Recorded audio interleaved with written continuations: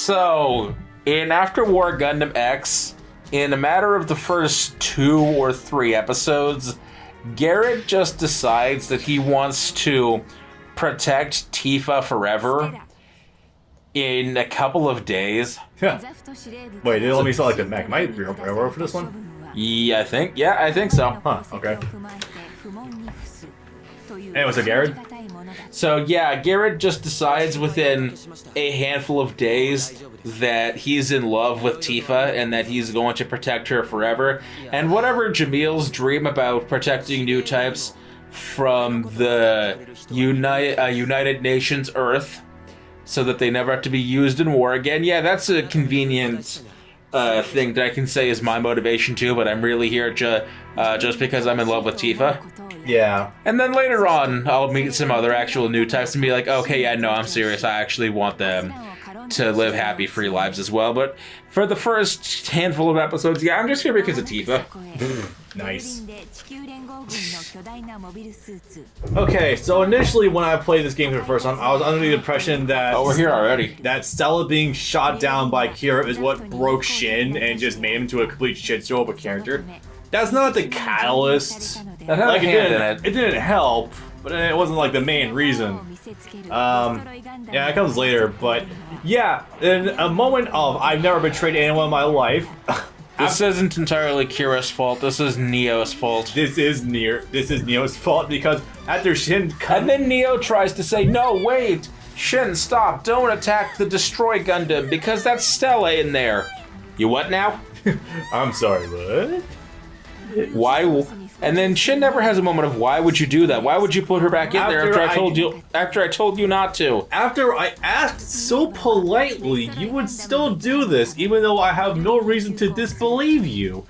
And the funniest thing is that Rey in the adjacent fuck, I'm stuck with the Destroy Gundam. In the exact prior scene in the jail cell, Rey is like, maybe it was a bad idea to give her back to the people who did this to her in the first place. You're too sympathetic, and that's a weakness.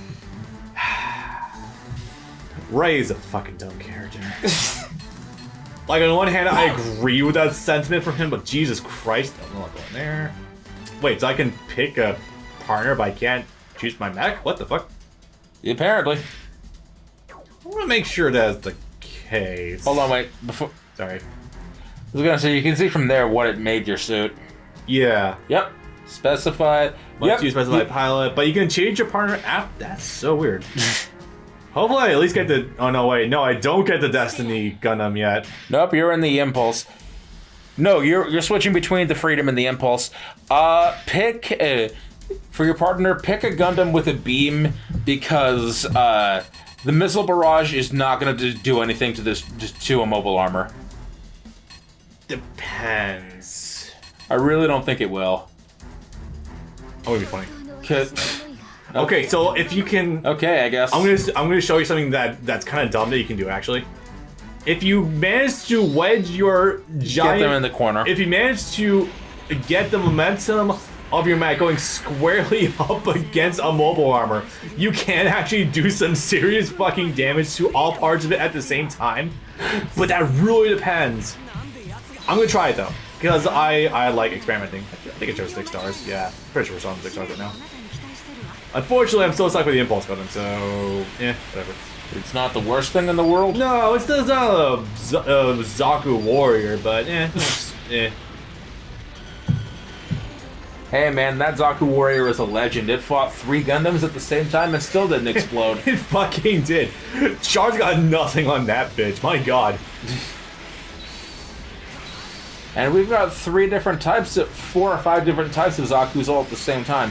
Zaku Warrior, Gunner, Zaku Warrior, Gunner, Zaku Phantom, / Zaku Phantom. Yeah, excuse me. 1, 2, 3, 4, 5. Okay, so Smash 5 actually does change with all your weapons. That's kind of cool. Yes. I think like the Strike, when you go into your Awakening, you get them all at once. Don't remember offhand. Think so? Let me try it. I would have waited until you were closer, but... It's fine. I'm like really on top of the room anyway. The other good thing is that I can cancel at any given time to save my meter. Oh, holy fuck. Explosions are the best skill you could give to anyone, but it also demolishes the frame rate. Yeah. You know, do you really want to win this and make the game suddenly run like shit? Okay, yeah, it is this one. But yeah, if you can wedge it up against the mobile suit, then or the mobile armor, you can actually do a crap ton of damage. I'm gonna try it. I mean, even then, I'm gonna get a chance to do it much against Stella anyway, depending. Okay, that's Stella. Unfortunately, I have a distinct recollection of this. There she is. I have a distinct recollection of this level also being a huge pain in the fucking ass. So this will be fun. It was probably the other side of this mission, which definitively is a pain in the ass. Yeah, okay, I already got one unit dealt with. Come on, legs. There we go. Gee, I wonder who that could be crying inside there. I say, but that sounds terrible at a glance. Oh, Jesus. Actually, yeah, that's pretty good. And it's on 6 stars, I'm pretty goddamn sure. Here we have the Turtle Gundam. The Destroy Gundam looks fucking terrible. Like, full stop, it's pretty bad. Do you think they could have salvaged that name, or is that name just too stupid? If they make it... I mean, we do have the Double Gundam, so we gotta have some standards. Or we gotta be self-aware at some point, but... Yeah, wait, did I already blow one of the arms? Yes. Oh my god, I didn't know I can destroy the arm. That's kind of cool. Hang on, let me see if I can target it. Yeah, maybe? Yeah, oh my god, you can destroy the arms. I didn't know that. Dude, okay, that's kind of funny. And time to fuck her up. Reminder, the more of the exposed parts you can hit all at the same time, the more damage you can do. So that's really dumb. I really gotta replay Gundam 3 so I can remind myself how bad the mobile armors are in that game. That depends on what you're fighting as. True. Hey, Sting. Oh yeah, the funnier thing is that Sting was also put into a fucking mobile armor when he died. As if the first time wasn't funny enough. Yeah, except that's not going to be shown here. No, it's not. It's just really goddamn funny. No, because he was the last one to survive, and he survives all the way to the moon, and then when they have like 70 of the fucking destroys running around, that's where he's one of them. Yeah, that's what it was. Can we not keep having our Sergeant New types die off in fucking mobile armors, guys? Come on. At this point, it was part of the fucking joke. Yeah, at this point, it's gotta be just like a bad running gag or something. Oh, there it is. Stella's on board. Yeah, hey, jackass, why did you do that? I thought it would be funny. Oopsie. Alright. Fair enough. That's all the excuse I need.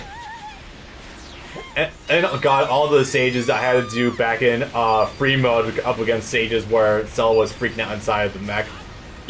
So often. Right, did I take care of that one? Yeah. Yes. Fuck it. But yeah, this whole series of events plays out exactly, more or less, like Four and Camille back in Hong Kong. It'd be funny if it wasn't so blatant, but yeah, it very much is like that until Kira does end up shooting down fucking, I was about to say Four, not quite, Stella. You were saying earlier, Sunrise is a creature of habit, and boy, the fuck aren't they? Especially right now, during what was, until a few weeks ago, the fall of 2020 anime season, where they decided, hey, let's revive Inuyasha for the 3rd time, and also, let's do a whole 3rd series of Love Live anime, and then make that series adhere so strictly to formula that it barely has its own identity sometimes. But when it does, it becomes some of the best stories the series tells. But when it doesn't, it's not even a blip on the radar. Side question, how has Inuyasha always been Sunrise? Yes. Huh. All the way back to when its anime started in like 2000. Only 2000? I swear it started like 97 or something. No, it looks the part sometimes. The anime, no, the manga started in the 90s because Here's the thing about Rumiko Takahashi is that no matter what era no matter what decade she's drawing her manga in, whether it be 1978 or whether it be 2012, all of her manga looks like it came out of the exact same time period. Doesn't it? Her manga art has never once evolved or gotten better ever in 40, almost 50 years. That's almost impressive, or the fact that it's kind of sad. Oh, by the way, I figured out what Steve characters do for the Awakening. They regenerate health. Oh, cool. Just piece out together. It's a stylistic decision. But, yeah, there was Inuyasha anime ran from 2000 or 2002 to 2005 or 2006, where the anime was cut short because one of the primary producers died in a car accident. Oof. And then they brought it back in 2009 for its Inuyasha Kai Brotherhood, where they told the remainder of the story and finished it up. And it was weird seeing a series that came out in 2002 be in HD all of a sudden. Yeah, right? Fucking.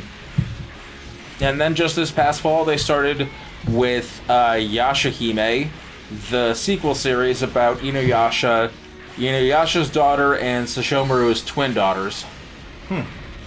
And I've been watching the simuldub week to week, and it's kind of funny, but it has no plot yet, so 6 out of 10. It's mildly funny, but not something that's going to hold your attention in the long term. One of those. That's unfortunate. It just has no clear path yet. It's like they tried to set up a plot, but they're taking forever to actually get started on it.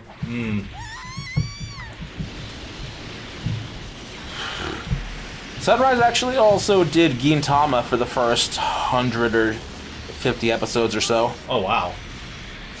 And also their first movie. Well, the story being Sunrise has actually been around for a while. Holy crap. I mean, obviously going back to 79, but yeah. That would have been 2005 to 2009, give or take. And then they handed Gintama over to Production IG. Yeah. And then when they did that, Gintama anime went on hiatus 3 different times. And this almost works. Stella, we can talk this out. It's me, I'm Shinn. Remember, there was the seashell, and I saw you naked on the beach. I'm talking to you literally through the force right now, and somehow it's working. What's new types? I don't know.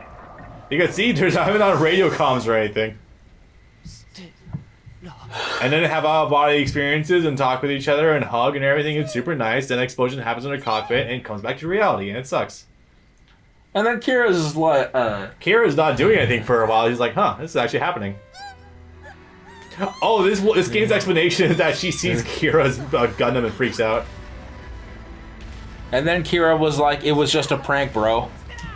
Honestly, as much as I do want to feel sad about this, like, the more I think about it, the more I think this is probably inevitable because of how mentally gone Stella is. I just like the way it's, at a glance, conveyed in SD Gundam G Generation Cross Rays, where the cover image for this stage is the aftermath, where Shinn is holding Stella in his arms, but she's fading into triangles. So it's like, I don't feel so good, Mr. Asuka. Triangles. I can show you that later. It's instead of turning into dust, she turns into triangles. I'm starting to make way more sense in context. Now, that's not something I'm probably going to be able to find on my phone. Oof. Just a random stage image. With a Google search, that seems unlikely. Yeah. And now it's over. So, that doesn't necessarily immediately leave... This leaves Shinn to more just, like, siding more with the patriotism of Zechs versus, trying to have his own common sense. The game is so still without the camera moving, oh my god. Yeah, it's kind of eerie. It was weird. So that was fun. According to Shinn, despite all of their preaching, Orb never gave peace a chance. Or, Kira never gave them a moment to try dialogue. The moment that they started, the thing started moving, it's like, okay, time to die. You didn't even give me a minute to talk to her. I could have solved this, but you decided to be a dick and kill her. Even though Stella was obviously charging her cannon right at the fucking Archangel. It's like, yeah, I could have talked her down from that. I did talk her down from that. You say that, but those cannons were definitely charging. I think I like this scene with Kira and everything, and these two. I don't know. I think it plays out well with the whole like. Could you talk her down? No.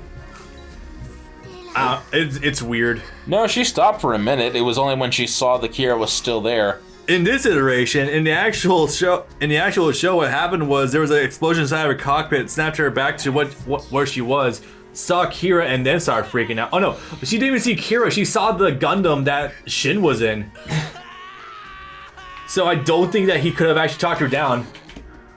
So honestly, like, yeah, I think she was too far gone to really justify saving it all. Also, Neo got fucked in the blast. Neo was shot down, he was captured. And also, oh hey, turned out it was a brainwashed Moo. How about that? That was not explained in the movies at all, so I am kind of in the dark about this, but I can piece things together. Neo Roanoke's plot was completely gutted in the movie versions, and we're skipping a bit here. Oh, are we jumping to the Destiny project? No, that's one or two. Wait. Oh wait, no, we're still in the cutscene aftermath. Never mind. I was gonna say, I didn't go. Oh my god, no! This is the best scene. This is a great scene. The enunciation of logos, the military industrial complex.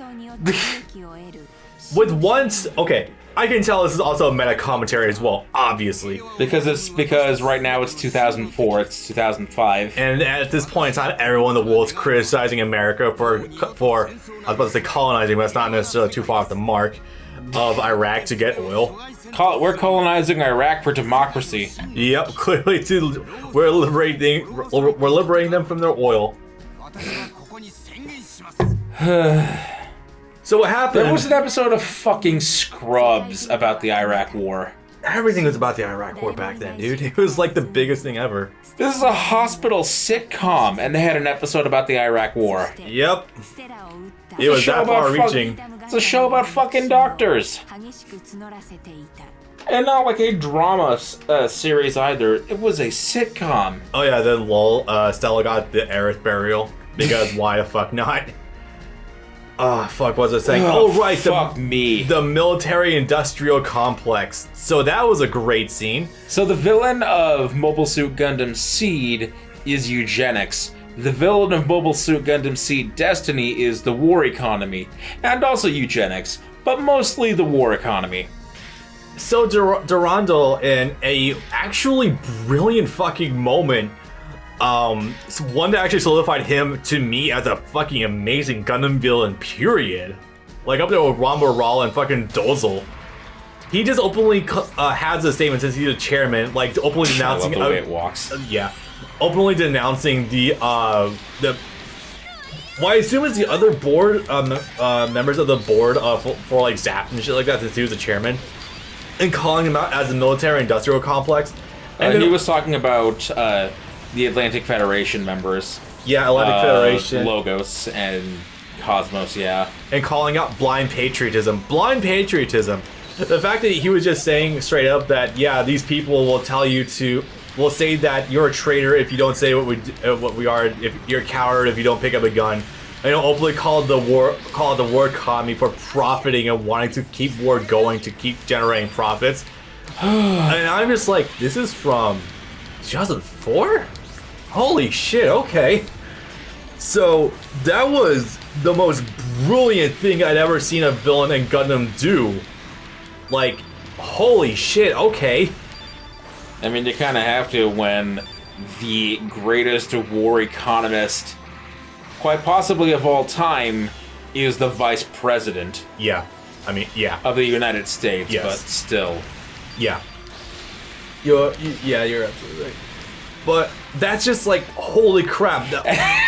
And then, I still think the best is yet to come when it's when they just straight up dedicate the first 10 or so episodes of Gundam 00 to making fun of the Bush administration in the year 2007.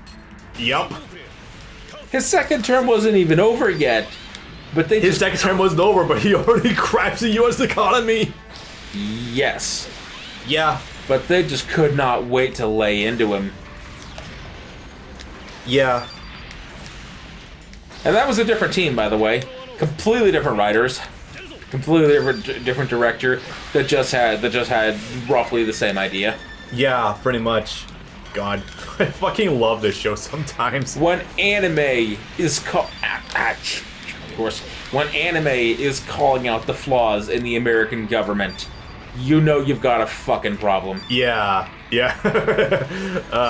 Good. GG's, guys. We did it. We did it. We did it. We're in anime now. Fuck.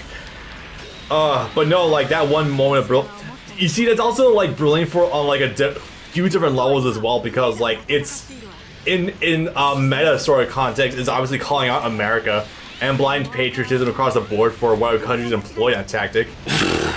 And then also on the fundamental level of its own context, where obviously Durandal is a villain. I don't think we need to keep that a secret because it's very blindingly obvious with his design and everything. You mean tell me a man with long black hair and yellow eyes is a villain? No. But anyway, obviously he's a super nuanced villain. Like I didn't think it was to be the case, but I had suspicions. But I was like, damn, he's actually super suave and has like good points. I love those moral gray area villains. They're great. But there's a bitter irony to trying to stamp out war with more war. I love that line too. It's fucking amazing. But he actually also was utilizing Blue Cosmos directly in order to boost his own popularity ratings, as well as get no opposition to himself at all, because he's such a charismatic leader. Yep, we're gonna be dealing with that for a few minutes, guys. Anyway. I'm trying to get it over with. No, don't worry. As long as you go out to the bosses, you should be fine. I mean, and even despite the fact that you're obviously driving a bit of a clunker, it's not like anyone can really hit you anyway, so it's fine. I mean, I can do this after all. Yeah. What the hell is my point just now? Oh yeah, that's right. He's obviously manipulating Blue Cosmos into doing shit, and you know this because he did actually. It's very much implied, at least in the movies, at least, that he created Neo Roanoke in order to control Blue Cosmos from the sidelines. Yeah. Not exactly. He actually didn't have any hand in what the Federation was doing. He was just twisting it to his own advantage, which, you know, in some cases you might say an Eisen type might be annoying. No, I find it believable from him. Durandal's one of the only people in Gundam especially, but in most anime, where I actually believe that he is for real. Hey, up your stakes, you got a target incoming. Where he actually is playing 7D chess or whatever. Yes. I mentioned this to you, and I brought this up in the chat, but it just became really blindingly obvious. And it'll be even more obvious when we get to one of the final scenes. He's literally just Palpatine. Like in every sense of the word. And I really came to realize this after a couple of things were transpiring. One's the fact that he's utilizing a favorable outcome to his favor, so he can secure absolute power. You know, Palpatine with emergency powers in episode 2. He's essentially grooming Athrun and Shinn with exceptionalism. That's what it was. American exceptionalism. Yes, that's the word. You can see that with Palpatine and Anakin throughout all the movies, pretty much. Well, until he got locked up in a giant robot suit, you know, details. The fact that he's definitely controlling enemy faction through Blue Cosmos. Not controlling them directly, but he's definitely got a hand in them and telling them what to do. Also, you can see he was doing that with... Oh, God. The amount of, like, Obito, Madara, Black Zetsu going on with them was actually kind of hilarious. Oh, God. Durandal was behind everything. So that was great. Yeah, and then in a wonderful visual cue that we will see later on with the swiveling chair, oil sounds, oh no, creaking sounds. Yeah, that becomes even more blindingly obvious he's on the other side. I hate these tiny maps sometimes. It's not as bad as Power Warriors 4, but still. Oh, look at that, Shinn's almost dead. I always thought there was actually a blind spot right underneath the destroy Gundam when it does that. It probably is, but I am not brave enough to try to hide underneath it during that. That's a funny idea, actually. Shinn's, looks like Kira's coming up on the side there. But yeah, no, all these, this whole multi-layered political intrigue chess stuff is definitely leading Cranes to like why I think he is such a fucking great villain. Like just across the board. The ultimate end goal wasn't the greatest thing ever, but it was probably the next logical step you could make for Gundam, considering you bringing eugenics and everything. Yeah, there's not really anywhere else to go if you want that to remain a core theme of your series. Yeah, at that point you really are going full Ayn Rand and 1984 dystopian future with you can't just get rid of it, so you have to commit to it. You have to lean into it. You really gotta go for that X-Men Magneto mutant society. Like you gotta lean into it at that point, dude.